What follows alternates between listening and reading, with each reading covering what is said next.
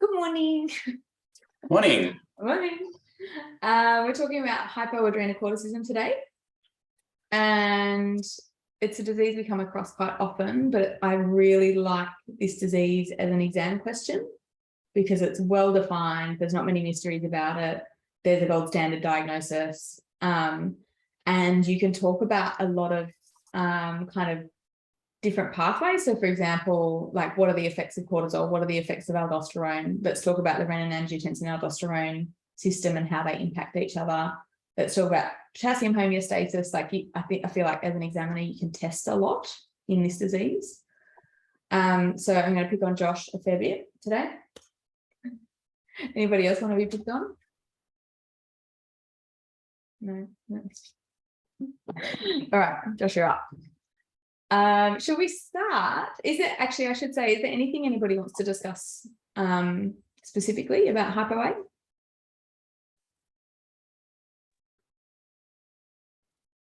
No? Cool. Excellent.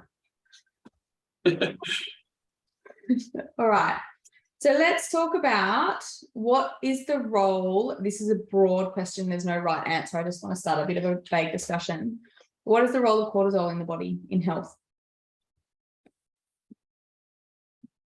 It's important in almost everything, really. Because I think there's receptors everywhere. Mm-hmm. So it's involved in glucose homeostasis. I think it's involved in blood pressure management as well to some degree. Immune system regulation. Mm-hmm. Like fat metabolism as well. Mm-hmm. Yeah, lots of things. Yes, yeah, pretty much everything. And we know that in health, the levels fluctuate a lot to deal with requirements. So if an animal gets sick with another disease, cortisol levels will increase and then decrease back down again when the illness resolves. And presumably stressful events behaviorally as well as physical illness. It's really hard to quantify cortisol in dogs and cats, I should say, because the normal ranges are so wide because it's so normal to get such big fluctuations in cortisol levels. So before we move on to pathology, what's the other hormone that becomes deficient in hypo-A? Aldosterone. Good. Yeah, so cortisol and aldosterone. What are the functions of aldosterone in health?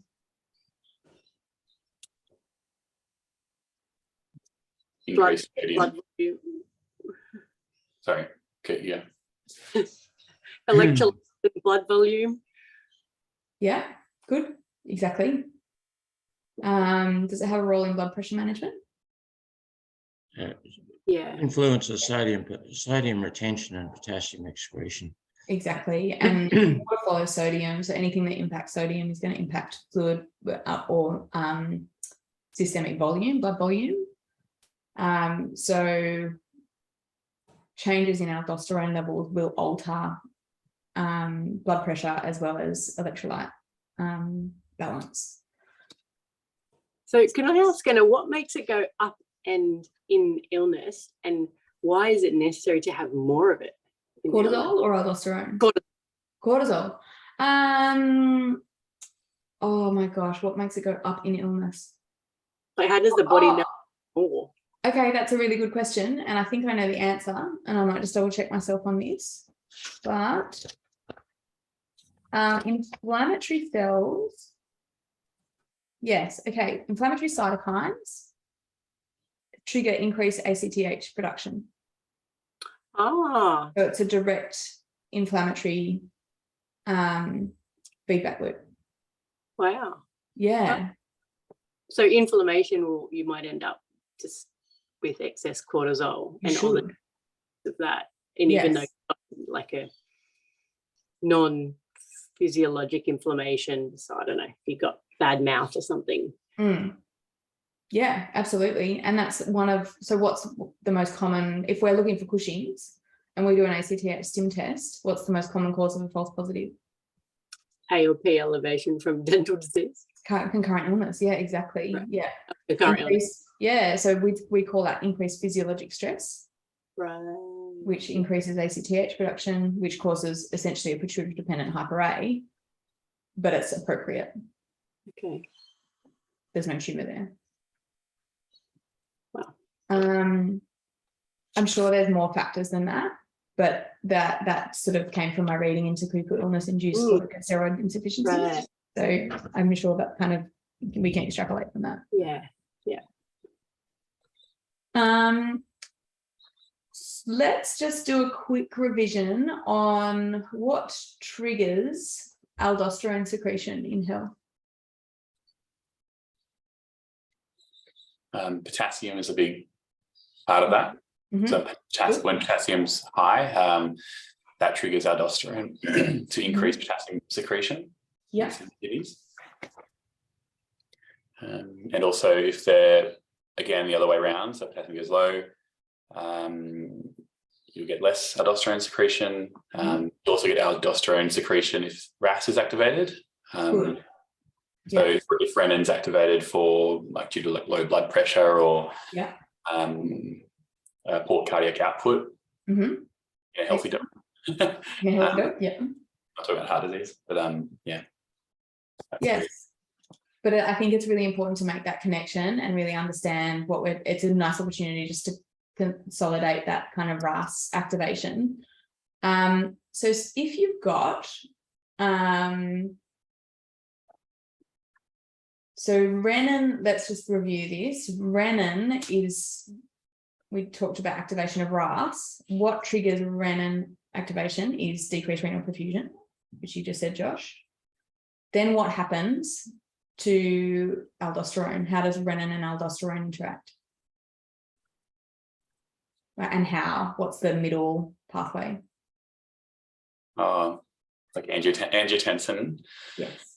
Good. Yes. So you get, I can't remember the exact pathway, but you get angiotensin produced in the liver, I think it is. Yeah. And then apparently. Yeah. in the lungs as well, is it? Yeah. Apparently. Yeah. Is it? Yeah. And then it's converted with angiotensin converting enzyme to angiotensin 2. Okay. And I thought that happened in the lung. Oh, maybe it does. Maybe I'm confused. I'm probably very confused. It's been a while since I've looked at it properly. Someone else might know the answer in more detail, but and then angiotensin 2 helps with, I think, vasoconstriction as well. And then angiotensin 2 stimulates aldosterone production. Excellent. And the reason I want to really lock that down is because when we're talking about diagnosis and different maybe differentials for low or high aldosterone levels, the relationship with renin is what they use in humans to determine what the cause of or in fact, the way that they monitor humans with hypo-A is actually renin level, plasma renin activity. Wow. So I think it's important to just lock down those interactions. So you're right, mate. Sorry, I'm parenting. You're right. You know that you're on a work call now, so I shouldn't talk to you. Well, I'm on the call, so everybody can hear you. Hi. So then, Mum, you know my tadpole farm? Yeah. A frog hatch. Oh. Yeah, there's a baby frog in it, and I transported it into a new tank. Okay, amazing. But frog water spilled. Okay. Try not to get it on your school clothes, and can we talk about this when I finish? That's what I did. Thanks. Sorry. That's frog water all over my living room.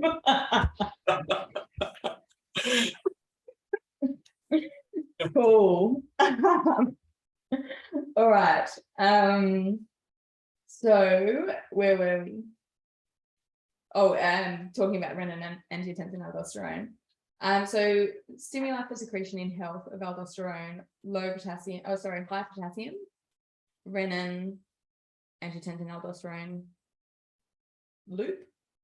High sodium is the other one. And what's the other one? There's one more really important we talked about it when we were talking about hyper-A. ACTH. Good. But only a little bit, I think. It's not a little bit. A lot. Yeah. Exactly. Yeah. Good. So they're the 4 triggers of mineralocorticoid. So then knowing what those hormones all do in health, what clinical signs do we get when we get deficiency, when we get hypo-A? Let's just run through clinical signs and then we'll talk about the mechanism of how that develops. I think you like see dehydration and like bradycardia. Good. Excellent. Let's do those and- one at a time. Why would we get dehydration with hypo-A? Because of that RAS system and the sodium control with aldosterone. Excellent. So can't hold sodium, which means can't hold water. There's actually, I've got, you get really deep down in physiology when you do some reading, and then it's really, really interesting, but it's actually really insignificant and not important at all. One of the other things that happens, so you get aldosterone insufficiency, you get dehydration due to sodium free water loss, but normally cortisol inhibits ADH secretion. Wait a minute. Yes. So normally cortisol inhibits ADH secretion. So then you get a drop in cortisol, you get a loss of inhibition, you get production of antidiuretic hormone, which is appropriate because you're trying to retain water, right? Because your aldosterone is insufficient. But because you've got such severe medullary washout,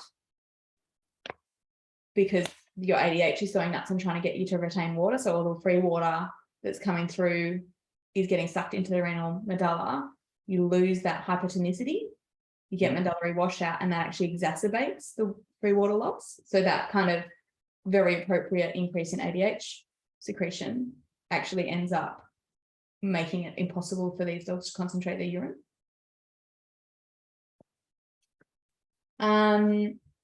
Excellent. So that's the 2 kind of components to dehydration. What's another potential cause of dehydration in these dogs? Not like another potential fluid loss. They get diarrhea. Good. Do they? Yeah, exactly. Yeah, exactly. And sometimes vomiting and stuff as well. Okay, and then the next one you mentioned was bradycardia. What's the mechanism of that? To do with the hypokalemia. I assumed, but I actually You're exactly right. Is it what? Hypo? Wait.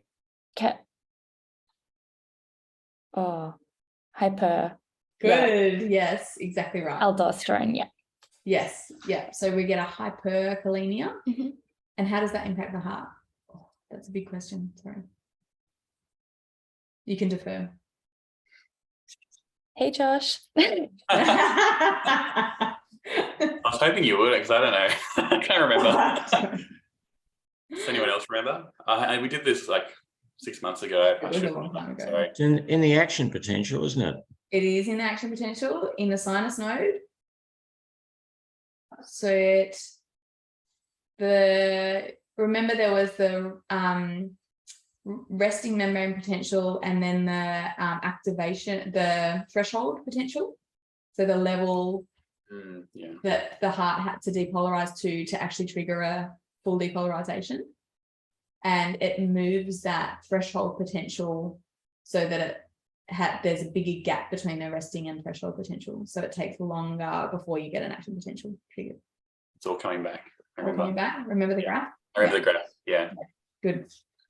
Excellent. So we've got hyperkalemia causing bradycardia. We've got, do we have that in all patients? Ooh. With hypo-A? No, 1/3 of Addisonian dogs are glucocorticoid Addisonians.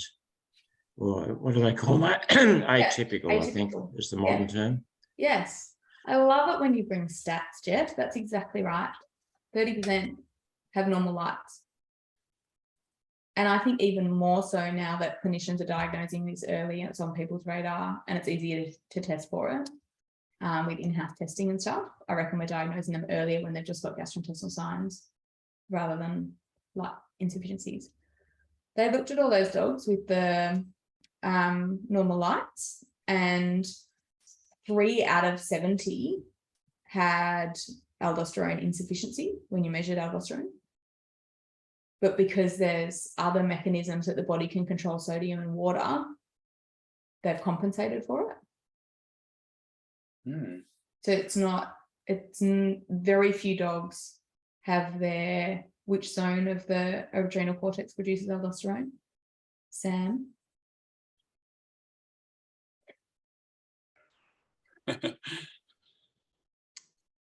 The G one, Yes. Glomerulosa. glomerulosa. Yeah, it sounds like a Pirates of the Caribbean character. Sam and I were trying GFR. GFR. Yeah, exactly. Then salt, sugar, sex is the way. Oh, I like that. I Excellent. usually just remember that the glucocorticoid and the glomerulosa don't go together. G and G don't go together. So it No. has to be the other one. And we're talking about aldosterone, which impacts the glomerulus. So glomerulosa makes sense. Like a kidney. Like a kidney, exactly. Yeah. Excellent. So when you look at the history of these dogs, only like very few of them have that zone of glomerulosa spared. The vast majority had the whole cortex, like both layers, impacted. So they're still these kind of like atypical Addisons, and we think of them as only deficient in glucocorticoids. They are actually deficient in the mineralocorticoids, but they're compensated for that, and we don't need to obviously act on it if they're compensating themselves. Good. What other clinical signs do we see?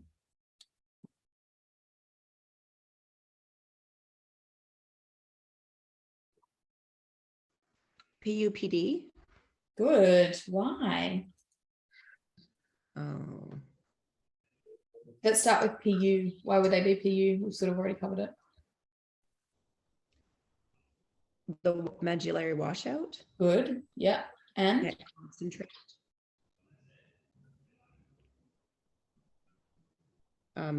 Lack of sodium retention. good. Excellent. How does aldosterone work? This is a renal physiology question which we're covering in January. So if nobody wants to answer, that's fine. What does aldosterone do at the level of the tubule? Which receptors does it work on? Distal, I think it's like collecting duct and distal Good. Convoluted tubule, I think it is. Good. Wait, is that right? Yeah. Yep. Yep. And do you know how it works? Which receptors it works on? No, but I imagine it's some kind of pump. Don't write that in there. That wouldn't get a mark, would it? Okay, no, probably not. This is a very, very fellowship question. This is not something you're ever going to see in membership or anything, but there's two ways. You know how glucocorticoids go inside the cell and they impact the DNA and they like have a whole heap of effects. Mineralocorticoids do similarly. They go inside the cell, they impact the production of different protein subunits and things, and aldosterone triggers production and like it essentially makes its own sodium channel called ENAC, ENAC, and makes triggers the cell to make the proteins, to put the proteins into the membrane, and makes this really like just a pour for sodium to just pour into the cell. And also impacts the sodium and potassium pump activity via like the CAMP and like secondary messenger system.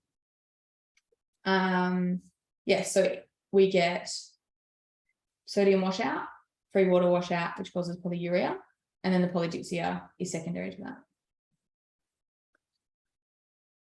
What other clinical signs? Like weakness and collapse, which is kind of piggybacking off that, I guess. Like you get hypovolemia, low glucose as well. Yeah. Oh, why is that? That's because of the glucocorticoid deficiency. Right. So you don't have as much gluconeogenesis. You get a friend. Hey, both. That's why the disease is called the Great Pretender, because it can present as so many things. it can present in shock, or with diarrhea, or yeah, I'll leave the rest to others. I've been fooled before as well. Sorry, I missed that, Jeff. We're just talking about how it's called the Great Pretender because it can present in so many different ways. Yes, it really can, and I want to talk about that when we go into diagnosis for sure. So glucocorticoid deficiency causes hypoglycemia. How? You get decreased gluconeogenesis and decreased glycogenolysis. Good. What other clinical signs? You get GIT hemorrhage. Good. Well. Yeah. So GIT signs, let's say. Yeah. So I want to start. What would be the mechanism of GIT hemorrhage? Oh, I think someone else might have a better answer, but I think it's got to do with prostaglandin synthesis as a part of the mucosal protective barrier. I think. What is going on in these dogs which would compromise their prostaglandin production? The lack of glucocorticoid is what I would. Ooh, I reckon it's hypoperfusion. I don't actually know that, but I think it's probably gut hypoperfusion because gut's the kind of the first thing in dogs that they kind of shut off when they're getting a bit hypovolemic. They get gut hypoperfusion, then they lose their kind of mucosal integrity and they get gastrointestinal hemorrhage. But before that, we see what impact is. This is a very hard question. So glucocorticoids are essential for both digestion and absorption. So the gut doesn't produce the brush border enzymes or the mitochondrial enzymes essential for both of those processes without glucocorticoids. So prior to hypoperfusion and bleeding, we've already got very severe gastrointestinal dysfunction. And what would they manifest as if we've got decreased digestion and absorption? What signs are we going to see?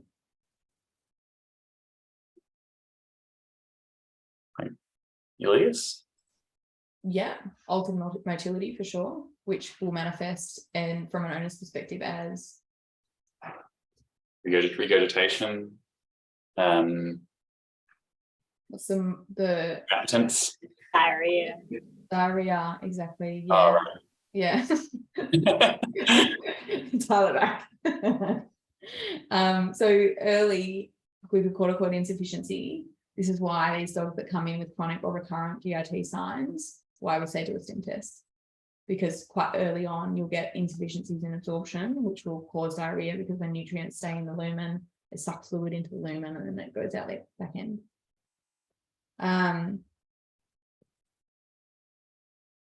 Okay.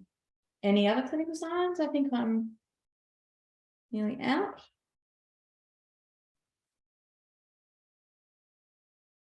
As Jeff said, this is the Great Pretender. So we talked about physiologic stress causing, we talked about illness requiring increased cortisol levels, right? So often these patients who are kind of just plugging along, they're doing okay with the cortisol that they've got, the little bit of cortisol that they've got, when they get unwell, that's what tips them into the crisis. They've got insufficient cortisol to get through the illness that they're dealing with. So often we see these patients present with their initial illness, and then we see the Addisonian crisis. So often you're trying to manage two conditions at once. And I think it's really important to have it in the back of your mind. One of our brilliant emergency vets, we had like this 4-year-old German Shepherd, came in for a GDV, had it surgery, 2 days later, like did well post-op the day after, and then 2 days later, like blood pressure, hypotension. We did talk about that, didn't we? Anyway, this dog's blood pressure plummeted, wasn't responsive to fluids, wasn't responsive to pressors, and she did a stim test on it, and it was like undetectable cortisol levels. This dog was Addisonian and had shown no signs in the lead up to its DDB.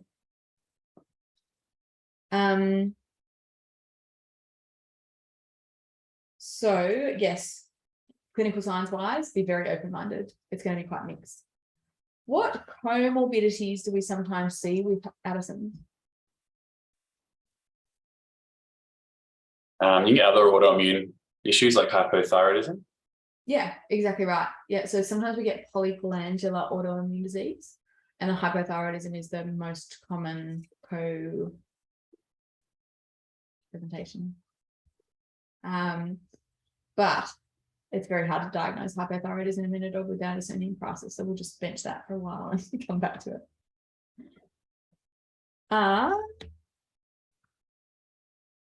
So going back to the renin-aldosterone relationship, if you've got primary hypoadrenocorticism, what is your renin level going to be like? Yeah, exactly right. So in humans, Really high, yeah. Really high. So that renin is trying to compensate for the sodium retention and things that the aldosterone is not doing. So it should be sky high. In humans, the renin-aldosterone ratio is what they look at to make a diagnosis of primary hypoadrenocorticism.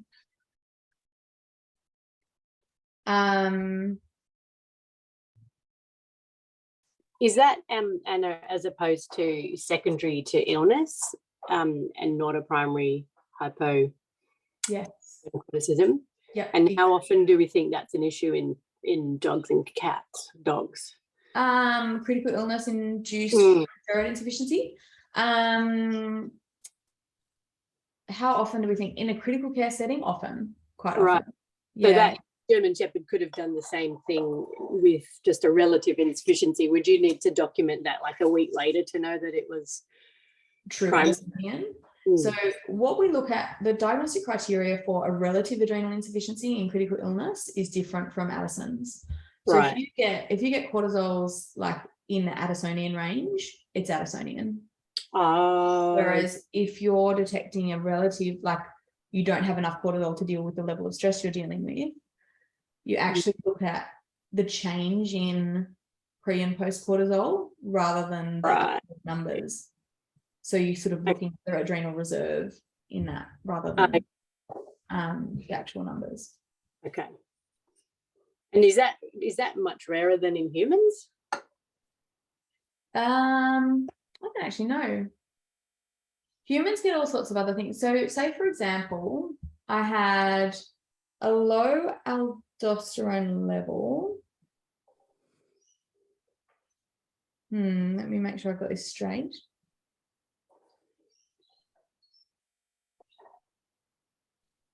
Say I had a low aldosterone level. No, I can't word this in a way that's going to be beneficial educationally. Can we go back a little step and talk about what the cause of Addison's is? What the etiopathogenesis is? So it's immune-mediated destruction. Most of the time, yeah. Most of the time. Yeah. So are there different types of inflammation we might see? Yes. Yes. That was a leading question, wasn't it? So if we've got the most common type, autoimmune, happens in young to middle-aged, predominantly female dogs. There are specific genetic predispositions, so standard poodles, Dutch Tolling retrievers. Sam, are they one of your favourite dogs? Have we talked about this? They're a Canadian dog, aren't they? Tollers? No? They're Canadian. They're not. Oh, okay, it's not you. Somebody said something about a Canadian dog that was their favourite, and I was like, oh, it's not my favourite. No, they usually are very nice here. No. They always look inbred. No. Not my favorite. No. And yeah, bearded collies and things, which we don't see a whole heap of, are reported to be overrepresented. I think in Australia we see border collies overrepresented with Addison's. but that's not based on any data. It's just a gut feel. I think the dogs I've had in the past year with Addison's have all been mixed breed Labrador sized females. Oh, Yeah, I've had a nice. couple exactly the same. Yeah, Labrador cross dogs as well. I was always taught it was Probably doodles, send but online a lot of the NBS that Josh has seen them all. Josh, yeah, probably saying the same dogs. Yes. that's true. Yeah. That's a good Just point. trying to think. I think the ones I've seen have often been either Kelpies or Jack Russell Terriers. Yeah, right. But when I was in Riverston, there were a lot of Jack Russell breeders around. Yeah, it's hard to judge, isn't it? Yeah. Yeah. And as we learnt with so many other diseases, the American statement of breed susceptibilities doesn't necessarily agree with what we've got. Yeah, absolutely. No, it's completely different genetic pool. So comparing breeds across countries and across the literature, I think is probably, you're never going to get asked that in an exam because it's just not true of Australia. Okay, so that primary autoimmune Addison's, what cells would you normally see with that type of autoimmune inflammation? I think it's a lymphoplasmacytic inflammation. And I think they extrapolate a lot of that from humans as well, right? Like, isn't it? Oh, they've done the histo on these dogs. Yeah. So they know that it's lymphoplasmacytic. It was the reason I wanted to go into what type of inflammation is it, but when there's systemic inflammation, so pancreatitis or something like that, they've demonstrated that as one of the potential causes of the critical illness induced corticosteroid insufficiency. They've demonstrated that there's autoantibodies to the adrenals produced in systemic inflammatory states in some dogs. And in that situation, you'll obviously get, oh my God, Ron. You're on mute, but I saw exactly what you said. Yeah, so in that situation, you'll obviously get edema, swelling, neutrophilic infiltrates into the adrenal glands, and that's going to impact adrenal function. So they think that might be one of the contributors to critical illness-induced corticosteroid insufficiency. There are actually like granulomas, fungal granulomas reported as well as causes of hypo-A, systemic fungal infection. Pretty sure the dogs will have other clinical signs. Yeah, wow. Not just their adrenal glands.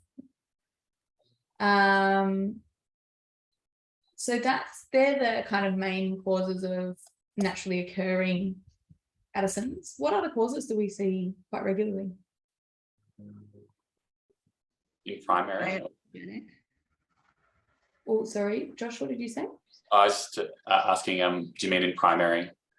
It is. Well, so in primary Addison's, sorry. it is primary Addison's, what I'm thinking of, as in it's the adrenal glands dysfunctioning rather than the pituitary. Is that what you mean? Yeah. So it's a bit of a trick question. You know the answer. Sam was going to answer. Go on, Sam. My answer was iatrogenic. Yes, that's exactly what I mean. Yeah. What causes iatrogenic Addison's that we see?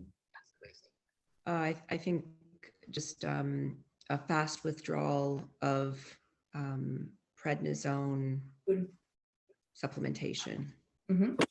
Or I know that happens, but I've never caused it or seen it. I think we're pretty conservative with our weaning. Like I think the dogs have got a lot more reserve than. And I feel like a lot of owners probably do it like by accident and still haven't recognized one. Like I'm like, do not stop these pills without me saying, and they're like, yeah. But I did. At least it's probably limiting though, isn't it? They'll get over. Exactly. Yeah. It's only really, because I ultrasound a lot of dogs, I see adrenal atrophy, and it's like the dogs that are on steroids for so long that get sort of small adrenals. It doesn't happen after 2 weeks. I'm always between preds, so totally, yeah. Way slower than I need to. Yeah, exactly, same. And I think then if the owners start forgetting a day here and there and stuff like that, it's not a disaster if you're just being a bit cautious. So that's one cause of iatrogenic. What's the other most common cause, I would say? relative overdose of trilostane. Good. Or Yeah. becoming, yeah. Excellent. Is it overdose of trilostane, or is there an idiosyncratic reaction to trilostane? Ooh. Oh, I don't know. Probably, yes. That's I said it.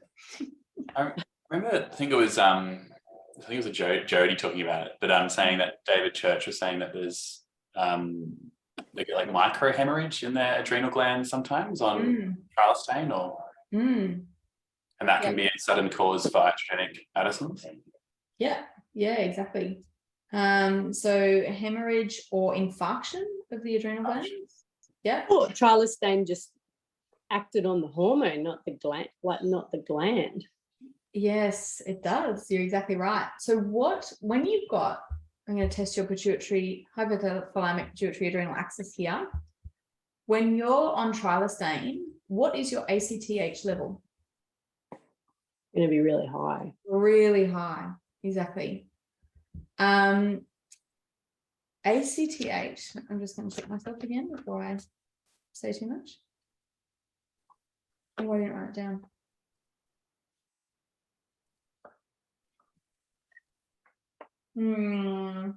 So complications.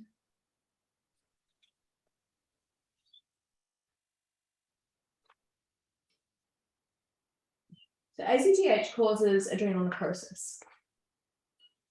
Oh. At very high levels. Oh. So occasionally, either during a stim test, and this is why we've gone away from using 0.5 ml or 1 ml of synactin and gone down to using quite specific doses, because ACTH, whether injected or endogenous, will in some dogs cause adrenal necrosis.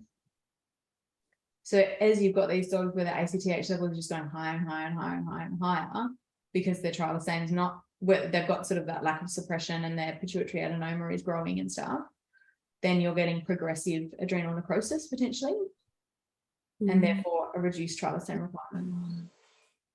And that's why it only happens in some dogs, like because Jody Sue Foster talk about some dogs need more and more trilostane and some need less and less. Yeah, exactly. Wow. Yeah, ongoing trophic effects of the adrenal glands. So the ACTH keeps pumping, the adrenal glands keep getting bigger and bigger and bigger. And therefore you need more trilostane because there's more functional cells there. But you've also got more ACTH, and then eventually you're going to get some necrosis in some dogs. And then you're going to have less functional cells there. So the trilostane requirement goes down. And that can be, as Josh said, quite acute, like a microhemorrhage or something like that happens in the adrenal glands. Can be an infarct. These are hypercoagulable dogs. That all of a sudden knocks out a whole adrenal gland.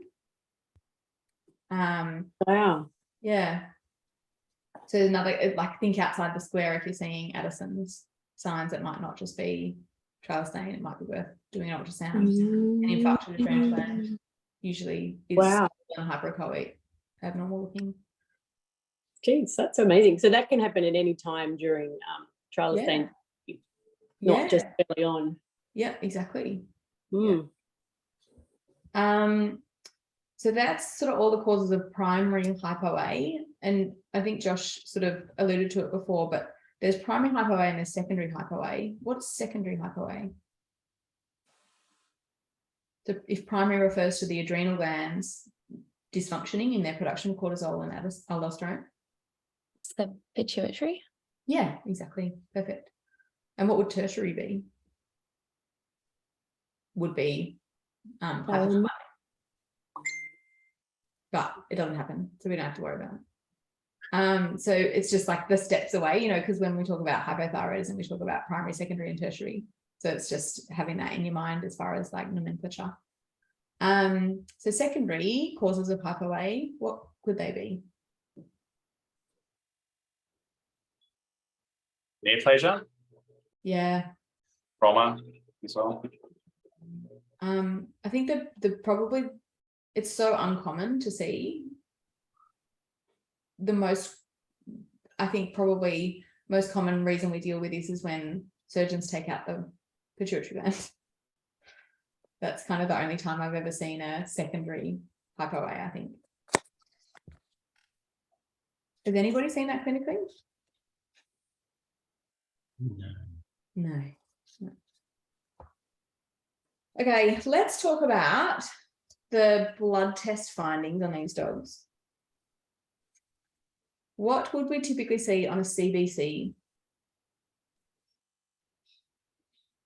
Eosinophilia, Good, an opposite of a stress leukogram. good, yeah. Lack of. Mm-hmm. You might see a regenerative anemia if there has been some chronic GI blood loss. Yeah, you could see regenerative anemia. Usually when you've got gastrointestinal bleeding, they're in a crisis. They're very hypovolemic, they're collapsed. So it might be pre-regenerative at that point because it's quite an acute presentation. We do see anemia commonly in these dogs, but it's not regenerative. Right. Typically a low-grade non-regenerative anemia. Sometimes I've seen a dog with the PCV of 21. It's quite severe anemia. And it was all Addison's. It was an 11-year-old. That was weird. So you mentioned the opposite of a stress leukogram. There's a really good paper from JVIM in 2011 by an author called Seth, S-E-T-H, which I reckon everybody should read. It looks at the sensitivity and specificity of the lymphocyte count as a diagnostic tool for Addison's. So if you've got a lymphocyte count of greater than 5, there's a 99% specificity for Addison's. Like there's very little other situation. Like the only other situation is going to be like neoplastic lymphocytes in circulation. You know what I mean? Or like chronic antigenic stimulus or something like that. And they said that greater than 6 is 100%, but we know there's obviously situations that that's not the case, like because we see lymphocyte counts higher than that. But it's quite in a dog with clinical signs that are consistent with Addison's. If you've got a lymphocyte count of greater than 6, then it's probably Addison's. And if the lymphocyte count is less than 0.75, it's like 100% not hypo-A.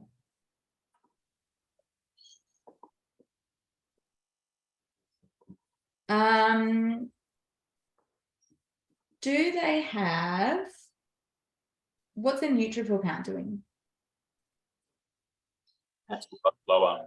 It's lower, yeah. And it might not be outside normal range. So a third of dogs are outside normal range, but most of them are normal still.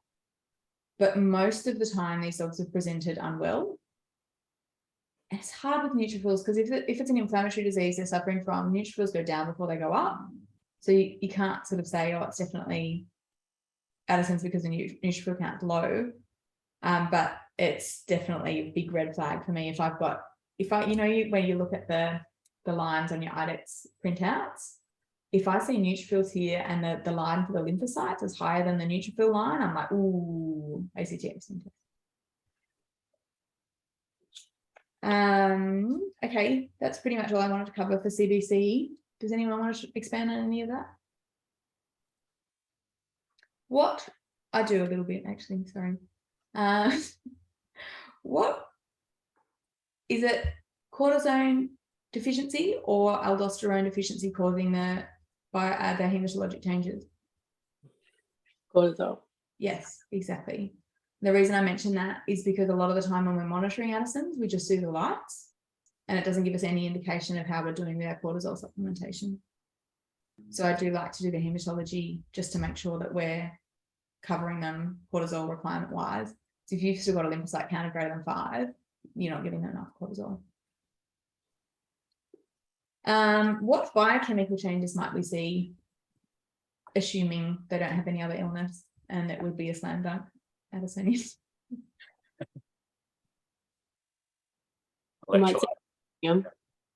Yeah. What's the ratio? What should it be? Greater than 32. I think greater than 28. You start to say it's unlikely to be Addisonian, but then less than 25 24, I think it is, I kind of start to worry. Yeah, so if it's less than 24, 96% specificity for a hypo-A. And what are the other 4%? What are the other differentials if we're dealing with a sodium potassium ratio abnormality? Oh, gee. Like a acute kidney injury or Excellent. Yeah. yeah, Oh, obstruction. yeah. Yeah. Yeah. So urinary obstruction or acute kidney injury. So anuria, inability to excrete potassium. You can also see it in things, I think, like whipworm and salmonellosis. Good. Yeah. Acute GI disease. So there's a couple of different things. So duodenal perforation, apparently they see it as well. Good. What other biochem changes? Often azotemia if they're acute. Yeah. And would you expect, so say you've got a chronic renal failure dog, usually their creatinine might be like 330 and their BUN's like 12. So the BUN is usually only kind of mildly elevated when it's kind of chronic. What would you expect BUN wise relative to creatinine elevation wise in these guys? So say if you've got GI bleeding, it's going to be quite high. Quite high, yeah. So that's something that jumps out at me if I'm sort of thinking, oh, we're dealing with Addison's, the BUN is often relatively higher than the creatinine. So you might get a BUN of 45 and a creatinine of 200 and go, ooh. Is that just because of the GI bleeding? Or is there something else? GI bleeding and perfusion. So BUN goes up more, BUN is more susceptible to pre-renal dehydration. Right. If I see a patient that does actually have acute renal failure come in with a very high BUN, I'm more optimistic with what difference we're going to be able to make with fluid therapy. Yeah. Than if they've got a low BUN, I'm going, ooh, no good. So yeah, in humans, they sort of talk about the BUN being a pre-renal component. What about urinalysis? What will we see? Very dehydrated dog. What's the USG going to be? Very low. Diluted, more diluted than you would expect for a dehydrated dog. Absolutely. It's Good. the osmotic diuresis from sodium. Excellent. And they will still have some dogs will have some concentrating capacity. Some dogs will have completely hypostenuric urine because it's just free water loss because of medullary washout. So it's not specific at all, but you'd expect it to be lower than you'd expect with the azotemia. Anna. Yeah. So, but if you had that dog presenting with GI signs, but it's an atypical Addisonian and it doesn't have electrolyte abnormalities, yeah, then would that dehydrated dog actually have a high urine specific gravity, like a normal dehydrated animal with normal kidneys? That's a really good question. I think it's probably a bit of a sliding scale there. Okay. Because most of the time when they're just coming in with GRT signs, they're not that dehydrated. Okay. They're not in a full crisis. In that hypovolemic crisis, Exactly. unless the diarrhea is that bad. Yeah, exactly. Yeah. Because if they're not hypoaldosteronemic enough to get the electrolyte changes, they're probably not hypoaldosteronemic enough to lose that volume of fluid in their kidneys either. Okay. Can I ask? I just I know there'd be a pathway that's probably obvious, but I thought, and I could be wrong, I thought they had calcium discrepancies as well, but I can't think about why. Yes, me neither. Yeah. Damn it. Because they have high calcium. High calcium, Yeah. It's part of the hard goings algorithm, isn't it? For hypocalcemia. Yeah. Ooh, can someone Google with me? That's such a good question. Could it be the Oh, glucocorticoids? I've got it. It's written right here in my notes. Sorry. I think you're And also albumin, maybe? Albumin, so decreased protein binding. So Oh, okay, yeah. yeah, so we get lower albumin. No, wait, decreased protein binding due to acidosis. Mhm.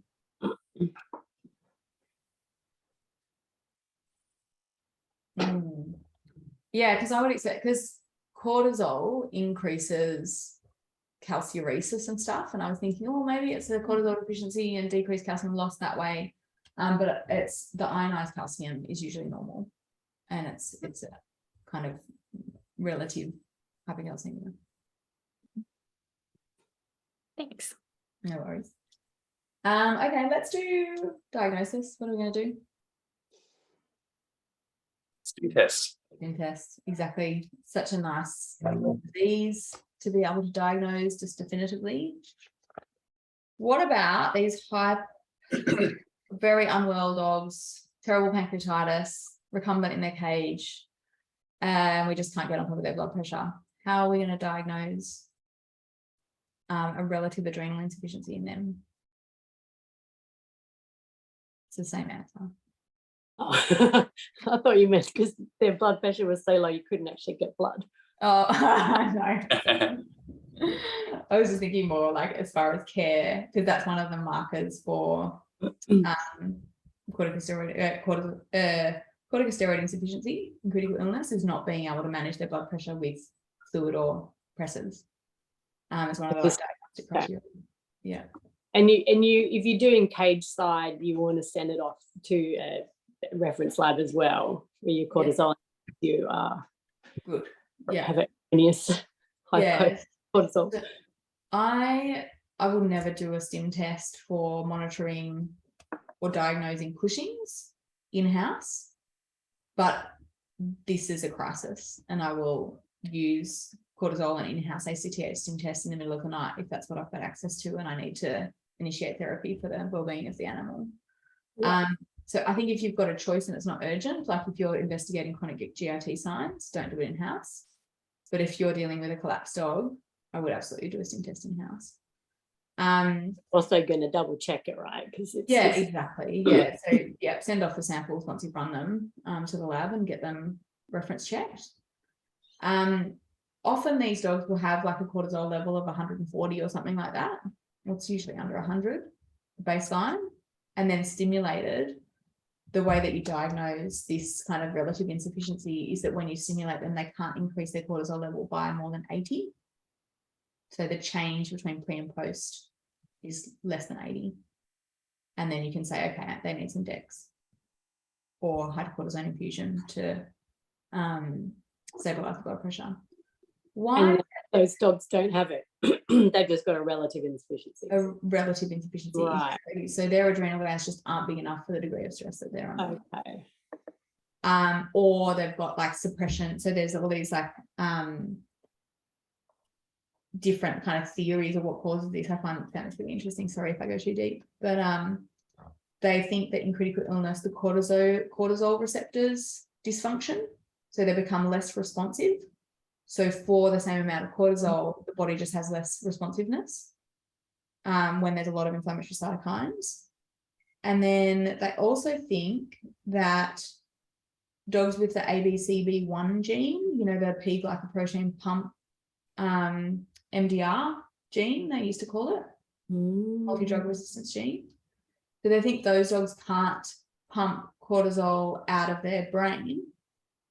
So their pituitary says, we've got plenty of cortisol, we don't need to produce ACTH, and they don't produce enough ACTH. They don't stimulate the adrenal glands enough. So in times of health, that's fine. There's enough cortisol to get by. But in times of illness, the brain's like, we're on holidays, and it should be responding a lot better. So complicated. So complicated, and so many nothing to worry about. And this is what I think it's good. This is like sort of speculated quite widely, and it's written up quite widely, and everybody's got theories about it, but it's not really examinable. Particularly in medicine, I think critical care maybe, but if anybody's just preparing for exams, but for interest's sake, there's all these little changes that happen in critical illness. And then the other theory that they think is that hypoperfusion decreases the delivery of cortisol to tissues. So the brain still gets enough and the heart still gets enough because they're being prioritized blood flow wise. So you're not getting increased ACTH produced here, but actually the peripheral blood vessels aren't getting enough to maintain blood pressure and stuff. So it's sort of relative peripherally, but not centrally insufficient. So rehydration is probably going to correct that anyway. Yeah, exactly. Make a big difference. Exactly. If you can rehydrate them. We didn't really talk about what the mechanism of hypotension is with cortisol deficiency. Does anyone know?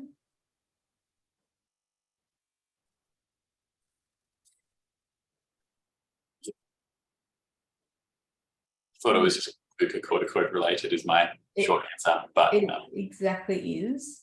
So the adrenoreceptors that maintain vascular tone in response to catecholamine. So if you've got if you've got decreased blood volume and you know blood vessels to contract, it's your adrenoreceptors that do that. So cortisol is required for adrenoreceptor function.